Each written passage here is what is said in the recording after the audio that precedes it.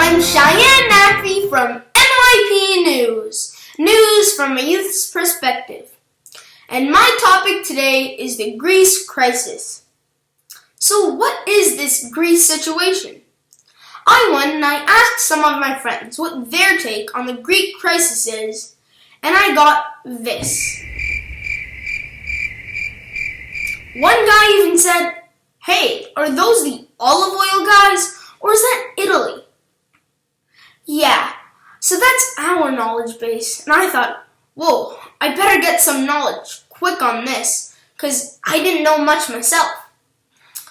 I'm no economy expert, so take everything I say with a grain of salt, and if I get something wrong, feel free to correct me in the comments below.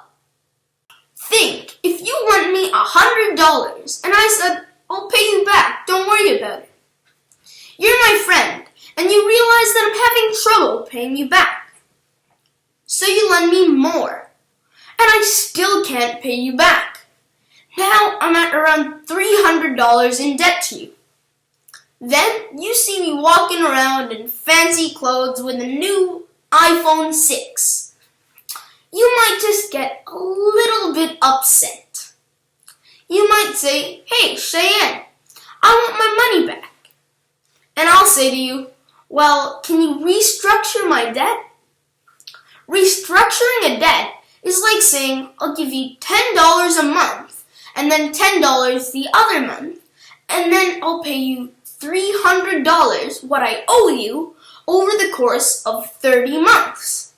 So now, you might accept that, but you're probably never going to lend money to me again. The Greece situation is a lot like that, only even more complicated. They're a first world country, and they're held to a code. When they borrow, they repay what they owe. The lender only gives the money when he's sure that he's getting that money back. Remember, they don't borrow $100 or $1,000 or even $1 million. They deal in billions of dollars. Greece is in debt of over $350 billion. Yeah, you heard right. Not $350 million, $350 billion. Who lent them this money? The European banks, the European Union, and the International Monetary Funds.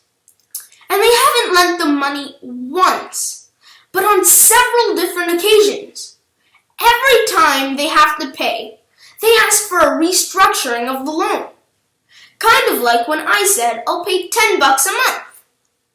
But then, they even faltered on that one installment to the International Monetary Fund. That's the big news. This is a big problem. Here's why. The problem with Greece is that they aren't able to pay it back. A lot of Greeks are older and need to collect a pension. For the people who can work, approximately 25 to 40% of those don't have a job. Also, there are concerns that their main industry, tourism, is largely run on cash, so those people don't pay taxes. In this situation, Greece being where they are, which business will want to go and invest in Greece? How will they get jobs? Instead, the European Union and those who lent money to Greece are saying that they'll bail them out and they'll give them funds and they'll let them pay in tiny amounts. But they have to act smart. They're not allowed to spend as much money, less on libraries, and you have to give out smaller pensions. This is called austerity measures. That's a lot like you asking me not to buy expensive things and instead pay you. Ideally, you'd think that the Greek would do as they're told and be thankful for the help. However, try to think of it from their standpoint. They have a certain culture and lifestyle that they're accustomed to. They don't wish to be ordered around by people from other countries. Basically, bankers telling them what to do with their money. They're a sovereign country, and they have their own pride. The latest Prime Minister, Alex Tsipras, won the election solely because he ran against austerity. He said he'll find money to spend on social programs and will use that to create jobs. He got a big majority, but has ran up against a bigger problem called reality. The European Union have said again that they'll loan Greece money and restructure the debt if the Greek policies are in keeping with austerity measures. Tsipras has said that he'll hold a referendum on July 5th to see if the population supports austerity measures. Meanwhile, his government in his campaign was run against austerity measures. So what's going to happen? Someone has to pay for it. Who would want to lend to a country where the government isn't interested in spending less? In that referendum, if people vote for austerity, he'll have to resign. If they vote against austerity, Greece are essentially out of the European Union. Understand that it's rare that a country defaults on an International Monetary Fund payment. It puts them in the same category as countries like Madagascar, Zimbabwe, Bogan, Myanmar, etc. This is a big drop for a first world country, and it'll have an impact on a lot of people. Firstly, those who need their money back. They'll take a hit. Even if their loans are insured, somebody is going to lose money. A lot of money.